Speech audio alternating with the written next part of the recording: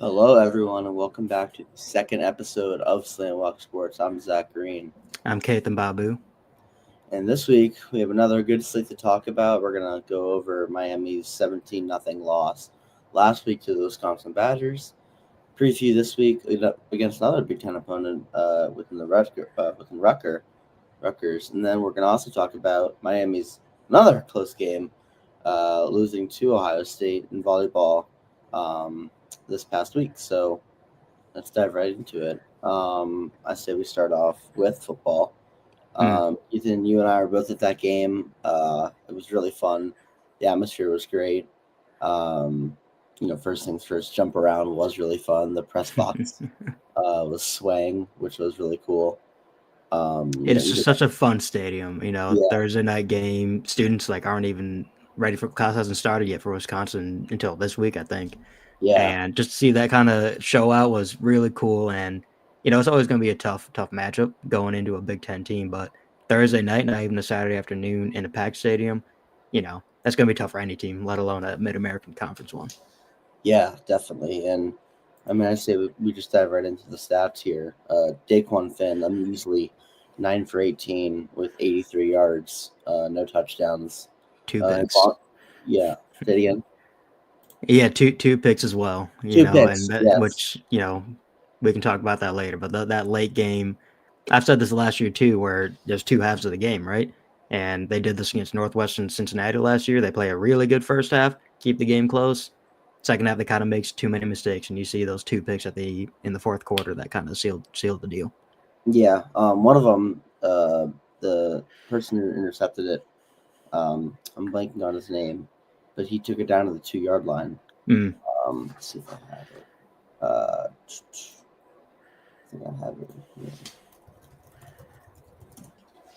It was Preston Zachman.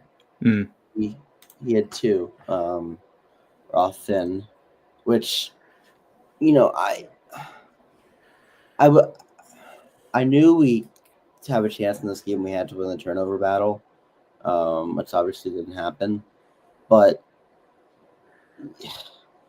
some of the passes that Finn made, I mean, the more could have been intercepted, but Finn could have also. I mean, his first pass of the game to I think it was to Cameron Perry.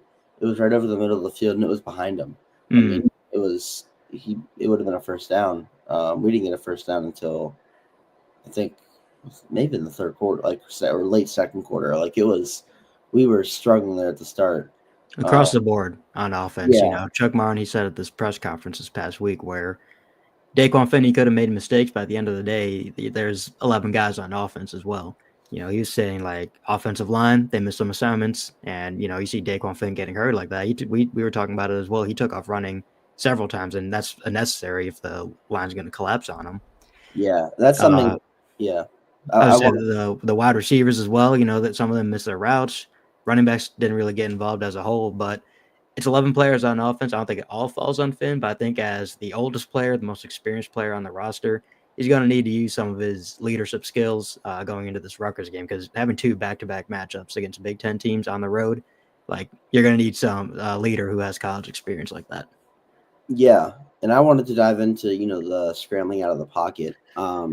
Some plays he immediately got pressured and lost all ability and confidence in his arm, and just ran around. And like on third down, getting pressured and scrambling and trying to make a play, like I'm completely for it. If you take a sack on third down, you're not in field goal range, like whatever. You're giving yourself a chance. You're giving your team a chance. But the way, I mean, it was like second, let's say second and 5, and he would get pressured, and he would just scramble out and either get sacked or just throw a weak pass. There were some plays where he scrambled out, and he had some guys trying to get open, and some were open, and he just missed them. There was one I forget who it was. He was running down the right sideline, and I think it was a running back who was running straight down the sideline with them, 15 yards down the field, and he just didn't see him. Mm. So I think as time goes on, that will progress. This is also Wisconsin. It was the offense's first game. If the O line bucks up a little bit, give him a little more time. He can stand in the pocket and deliver a pass and take a shot, which he's going to need to do. But also, like you said, he's been in the MAC before. Like some of these teams coming up, he's seen their schemes. Like he's seen some of these coaches. Like he knows what it's like to play in the MAC. So hopefully that he was the 2023 offensive MAC player of the year. So hopefully that comes in handy. Right. I mean, you mentioned it as well. Some of it is just jitters. When you have Yeah, not only a brand new quarterback there, you have 11 new starters on the field, players that maybe have played last year for Miami, but they certainly weren't starters. So Coach Martin said that as well. He said it looked like a bunch of first-time starters, and that the team's going to need to look like they know what they're doing and they've been in this position before. And I think unfortunately a lot of them haven't, which kind of plays into making those mistakes, not necessarily even getting overwhelmed by Wisconsin's defense, but kind of getting in your own head of like, you already played a first half and it wasn't fantastic on offense, and now you have to play a whole nother half when the Wisconsin offense is getting even better. yeah, and talking about the Wisconsin offense brings up talk about our defense, and they did not play bad at all. They only No, allowed basically not even a 10 little points. bit. They only allowed 10 points basically because Wisconsin was one of their last drives started on the 2 yard 2 yard line. line. Yeah, there's not a So whole lot I you can do mean, in that scenario. when you're going up against a school that pays their players millions, you're not going to be able to. When push comes to shove, and they have 4 downs on the 2 yard line, like you can't really stop them. They played Um, absolutely fantastic. I mean, defense across the board, defensive line did their job. 3 sacks on the day, 2 from Adam Trick. They were able to get to the quarterback, even with the changing quarterback to Danny O'Neill. They were yeah, able to adjust to that and still rush him. And like you said, you hold a Big Ten team to 17 points. That defensive line is doing their job, even if it is a bunch of new players. Going to the secondary, you have Silas Walters getting a goal line interception. And at the start of the third quarter, Wisconsin's marching down the field, and he sends the ball the other way. Like both facets of the defense are doing their jobs and playing as a Big Ten team like that. Can they replicate that success against Rutgers? I think is the important question because you can attribute it to skill, you can attribute it to luck. I think there's two sides of that. yeah. Silas Waters, like you said, he had a great game. We were talking about it after the game. He almost had a pick six. It went right through his hands. Yeah, Um, it was around third. It was around a 30, so it was like a 30-yard pick six, but it wasn't. And Adam Trick, along with the sacks, he had a couple passes defended too, especially on that first drive. So that's gonna be University's big team. That's gonna be a big thing. Can they disrupt the ball in another way? Because sometimes our cornerbacks can't always beat their receivers in a route. So the D line helping squatting the ball down before it even has a chance. So that's when you kind of see all 11 coming together. I think it's a good sign as well. If you look at that Rutgers game against Ohio, um, Ohio defense they let up 34 points, but at the end of the day, we're still looking at 34 points against a Big Ten team coming from a Group of Five team, and Miami's defense, from what I can tell, is very similar to Ohio, according to Nazir Washington. And maybe you could say that our defense didn't play great against Ohio last year, but I think having that experience at a Big Ten road matchup on a Thursday night, I think it's going to be easier, at least a little bit, to play on a Sunday afternoon compared to a Thursday night. So that defense is just going to need to do their job again, which maybe is asking a lot. Yeah, it is. But at the same time, I think as time goes on, and then they play lesser teams like Lindenwood, uh, NIU, some of those smaller teams, that this group can really form together. And it's all about that end goal. Where can this team go? We saw many flashes of it at Camp Randall, more defensively than offensively. But it's that's what the season is. Each game you got to get better. Starting this week at Rutgers, you got to be better than last week. And speaking of, another name I want to mention is Pierce Stantian. Mm. He had a really good game. His first punt, I think, it was like 52 yards total. So that he's a decent weapon that Miami's gonna have to use at some points. Maybe this week. Hopefully not as much. He had 8 punts last week. Absolutely. With, So it's always a bit of a backhanded compliment. You say a punter's yeah, doing a really good job. That's really good for the punter, but I think to a certain extent, you don't want the punter to do a good job. You want him to be on the field as little as possible. But it is yeah, good for him. I think it's good to rely where if we're in a fourth down situation, we're not absolutely going to just hand the ball off to the opposing offense and give them good field position. and I mean not to compare him, but looking at the Wisconsin punter, Atticus Bertrams, compared to Miami's, he only had an average of 38, and Pierce had an average of 43.4. Hey, we'll take So I that. mean, yeah. Um, so he didn't have a bad day, but at the same time, you don't, if he doesn't punt at all, you're not mad.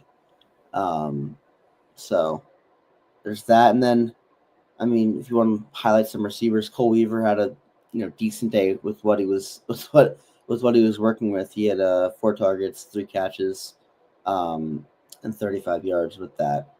And then behind him, Lionel Bullock Williams, 3 targets, 2 catches, and 22 yards.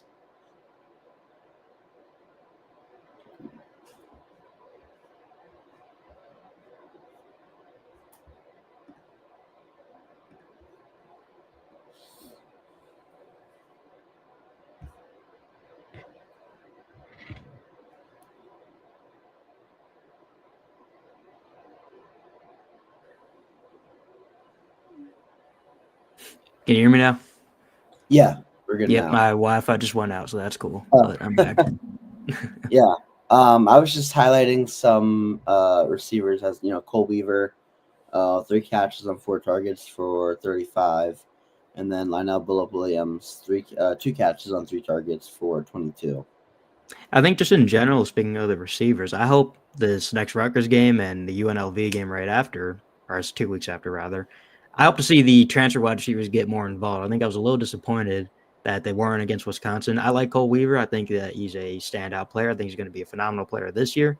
But if we're recruiting all those players, all those receivers in the transfer portal, guys like Keith Reynolds, guys, from all these Power Four programs, I would hope to see them get involved a little more. And we didn't see that against Wisconsin for some Yeah, reason. I guess I don't know for sure what was going on behind the scenes, but I do hope to see more of them against Rutgers, or at the very least at the first home matchup. yeah, and I mean, this is more like devil's advocate, but at the same time, it's something that pops into your brain sometimes that if you don't get these guys involved and they just transferred out of these schools, I mean, if they don't have any targets, like what makes you think that they get unhappy quickly, and that doesn't help the locker room. Like you got to throw them some targets, at least try to get the ball to them to at least have their mindsets right, because they're not getting targeted at all or even getting that many snaps. That's not the best for your team. Yeah, I switched my hotspot. I don't know what's going on here. Sorry about that. You're good. Is there anything else you want to add on to last Just week the or game. yeah? You talked about the punter, but I think special teams overall did a very good job. There was one mistake.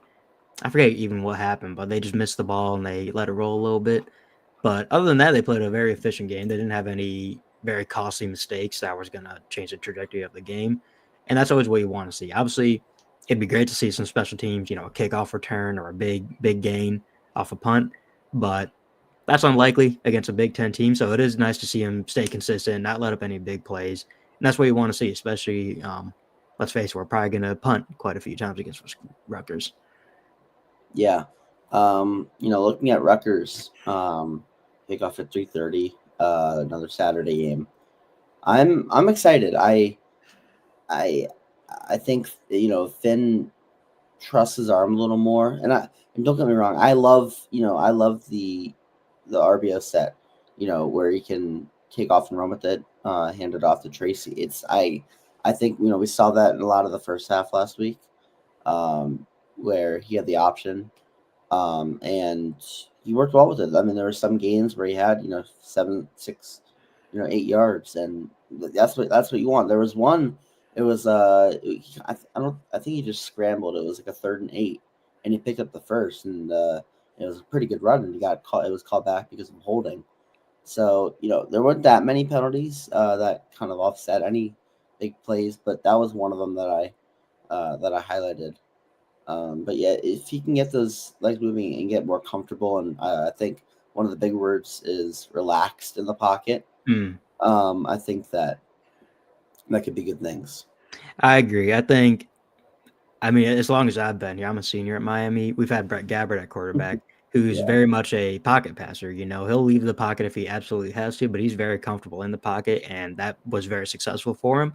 Daquan Finn is a little more eager to leave the pocket, and having a dual threat quarterback is phenomenal. I love that Yeah. he's able to take off running.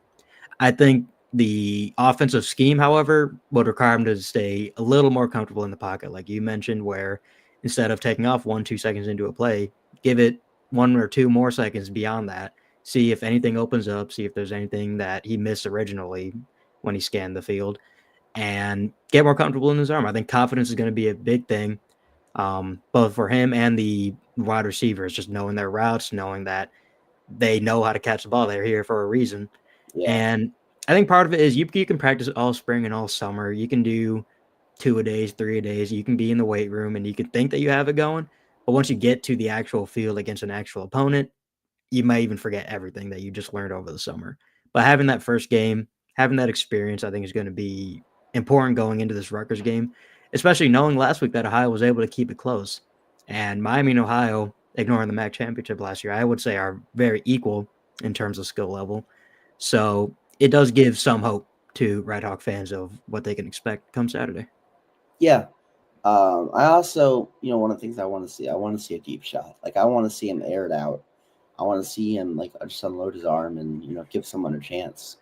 That would Um, be great. I think Chuck Martin, he's very much a fan of the fundamentals, very much a fan of playing the game the right way.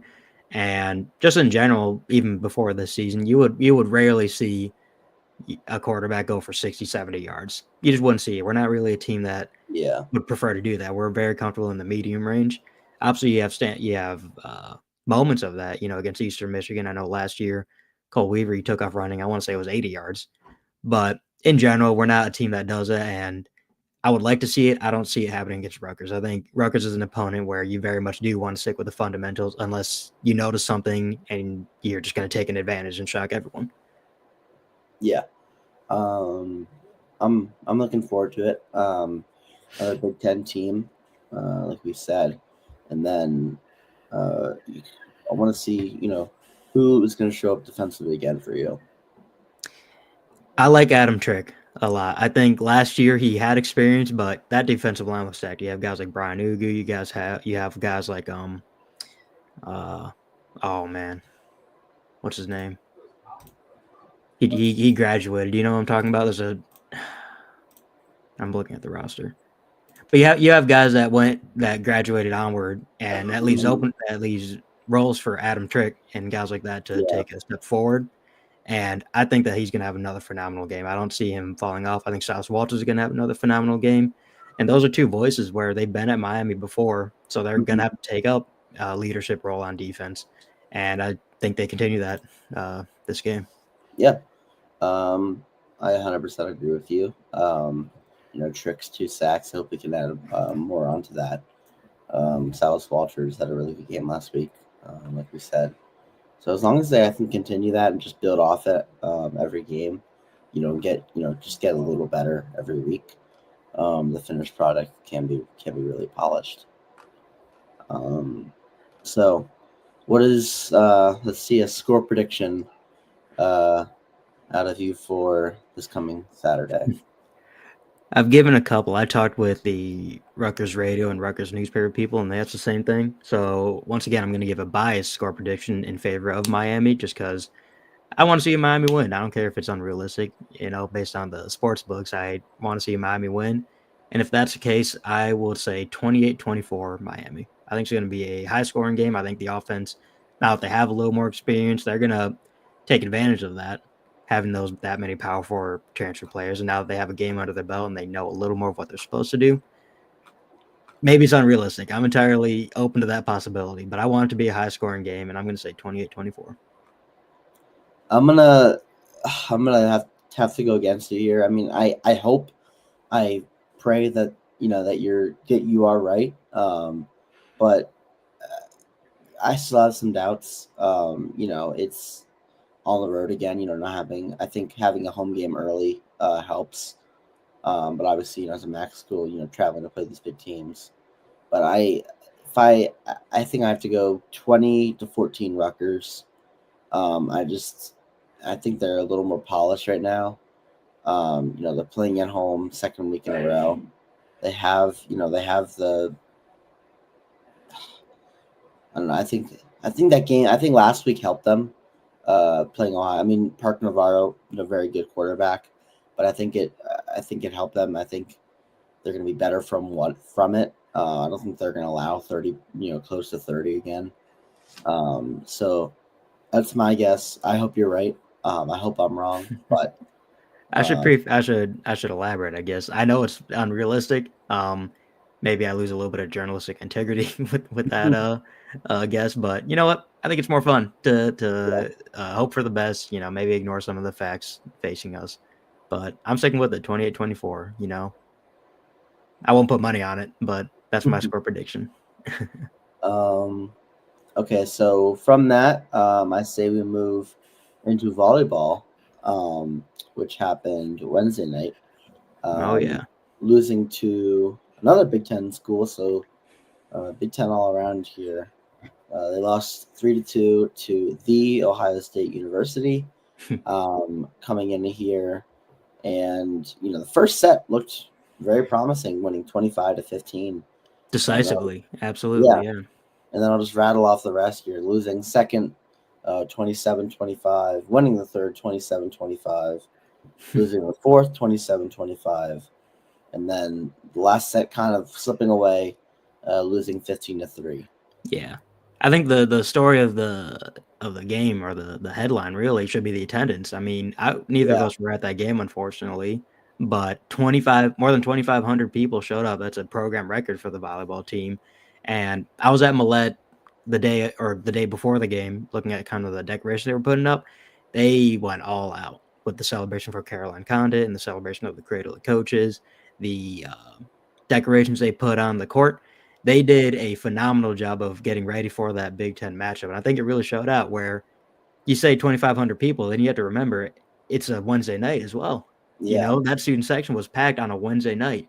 It really kind of shows that the volleyball program's taking a turn a little bit. Correct me if I'm wrong. Is that a new court I saw? Knew what? Like a new court that they played on? Like it looked new. Like the fonts, it looked. It could have been. It I could have saw been. a I haven't video. heard anything about them replacing it. I don't. I just the designs. It looked newer. That may just. They had new designs for sure. I Yeah, think that. I think they that did a was. special. I don't know if it's a paint job or what they did, Yeah. but they did something different It on looked. the It looked actual really design. nice. Yeah, absolutely. Uh, yeah. So a little into more of the stats here. Um, kills was in favor of OSU, 69-53. Aces 5-2 in favor of them. Blocks we had the advantage at 14-11. Assists they had it 67-50, and then digs they had another. They broke that off again 64-55. It's really surprising to see those stats where you look at those and you're like, okay, it's a one-sided game. Clearly not, because not only was it 3-2, obviously Miami was able to keep in the game for us a fifth set, but you look at the scores within the set, 27-25 three times. They kept it even. They weren't going to let it up easy, and you love to see that kind of fight, especially from a team with a brand new head coach. This is his second year, Dan Gwitt. Yeah, and with that, I also think that there was points in the game that Miami could have won. They were a point away Hmm. from winning the set and taking the game. They just they didn't capitalize on that. But I think this is really good for the team. Losing by just one set to Ohio State in extras. I'll add that big program attendance record. I think that they can build. They can obviously build off this. Um, they looked really good. Obviously it's really early in the season. It was their first official game, basically. But Yeah, this, it is very early, but I think it is a great sign that if nothing else, they're going to do better than last year, yeah, and maybe this is a little too harsh, but you can't get a whole lot worse than last year. But I think it's a good sign, especially once conference play comes around, to have that experience of like, hey, we can play these power programs, we can play a Big Ten team and keep it close, but you have several weeks, maybe even over a month until conference play. I haven't looked at the schedule yet, but yeah, I think it's a good sign. I think the team's going to have a better record than last year, if nothing else. Yeah, I definitely agree, and I think if anything, if all else, this is good for their mental health of the game. Saying that we are better. We can hang with these big teams.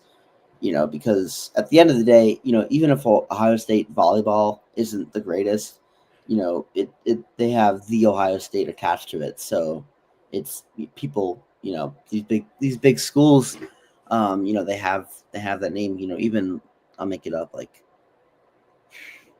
I don't know, like Texas volleyball. Mm, Even if they're not that good, like they are a big SEC school. Like people want to play them, people want to beat them. Um, absolutely. It's great for mentality. It's great for mhm, just that locker room chatter of like, hey, if we can almost beat Ohio State, we could probably beat Northern Illinois. I don't know if they played yeah, Northern Illinois this year. And momentum from a momentum standpoint, you go into the game 3-0 already. You have a mhm, close game against Ohio State. Now you have a couple more non-conference games. You want that momentum to be in your direction.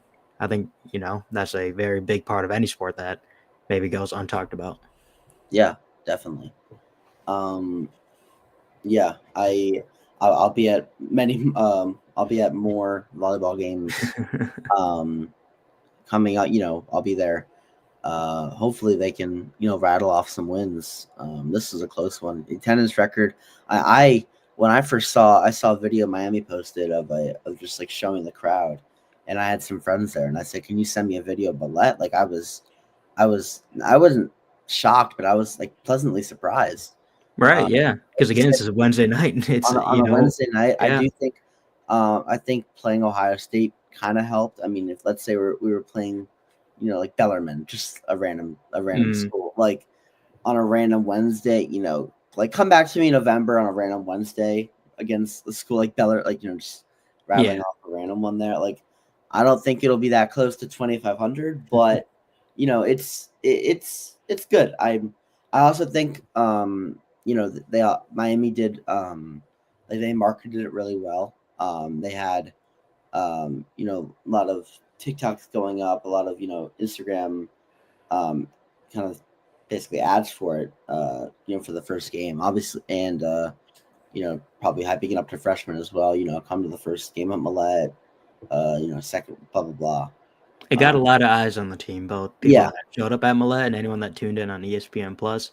Maybe they just showed up because they saw Ohio State's playing there, and maybe because they had the decorations and the designs on the court. But now people know that there's a volleyball team here. They know that the volleyball team can hold up against the Buckeyes. So maybe a month down the line, they're like, hey, let's just check in one more time, see what volleyball's up to. yeah. I, anytime in Millett where people are sitting in the second section of Mm, the rafters, like I think that's a win in the attendance game. I don't know if I've said this, but absolutely. their last season men's basketball, I forget. I think it was versus Ohio. I can't remember. I was doing camera work for it, and it was a Saturday game. It was like a Saturday game around 1, so like or 12, right around there. And I mean, more people kept on coming in, and I this was very rewarding. They had to send someone up, and they had kind of in the upper bowl. Some of the seats are like tarped off just because no one ever sits there. So they tarp them, and someone had to go back and pull the tarp back because they needed more seating. You But love to see that. this is like Yeah. the middle of the second quarter, probably. I mean, this is middle of the game. So that was really cool. I think, you know, obviously, it won't be in your tenure here or mine probably, Mm. but when they build this new arena, it'll have more seating, and the location will. They are taking away Cook, but it will, add more eyes on it and add more seats to fill. Fingers crossed if they're going to take up Cook Field, it better have a play on attendance, Yeah, it better but it better be a spike. you have to keep me updated though. Like you said, I Yeah, won't be here to see it, but well, I'll be 30 when it's done. yeah, right. We'll have to come back for our 10-year Yeah, reunion, we'll maybe. have to for a 50-year reunion. Um, all right, I think that's pretty much it from us here. That was kind of previewing tomorrow versus Rutgers. I'm excited. You know, even if we lose, it's more football. Right. And then you kind of got to look at the bright side after, UNLV, Lindenwood. It gets easier. This is the hard part. I mean, it was the same thing last year. We started out with some With a hard tough opponents. schedule. Yep. And Yeah, then you kind of pick up the pace. and it's not the sad thing, but I don't think that train will ever stop. I think it'll just keep happening every year. That's just because when you're a smaller school, and Wisconsin probably offered us. I don't know what the real number was, but they probably threw us over $1 million to play. You can't really deny it. No. So, yeah, follow us on St. Walk Sports on Instagram. Been Zach. Caitlin. Have a good one.